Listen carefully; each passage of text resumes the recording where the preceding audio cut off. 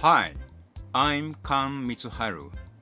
When you learn Japanese, the best way to enhance your Japanese language ability is reading a Japanese passage aloud and repeatedly.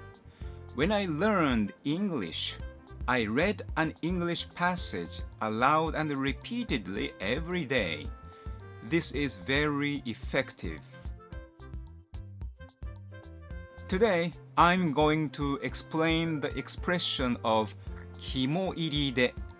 The meaning is by someone's strong desire and driving force. 肝 means a liver, and 入りで means including.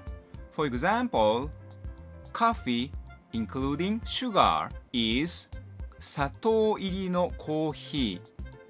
And coffee, including milk, is ミルク入りのコーヒー. Directly translated, 肝入りで means including a liver, but the actual meaning of 肝入りで is by someone's strong desire and driving force.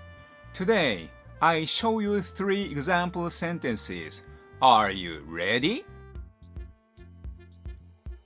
For example, when you want to say in Japanese, the Berlin Olympic Games in 1936 was held by Hitler's strong desire and driving force. You should say, 1936年のベルリンオリンピックはヒトラーの肝入りで開催された。1936年のベルリンオリンピックはヒトラーの肝入りで開催された。Olympic Games lead to an enhanced patriotism. So, in 1936, many people in Germany were completely united, but there are few people who opposed Hitler's policy. And when you want to say in Japanese, this new stadium was built by a strong desire and driving force of Governor of Tokyo. You should say, この新しい競技場は東京都知事の肝入りで建設された。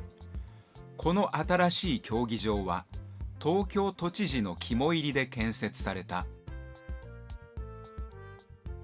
And when you want to say in Japanese, this law was enforced by a strong desire and driving force of Prime Minister Abe.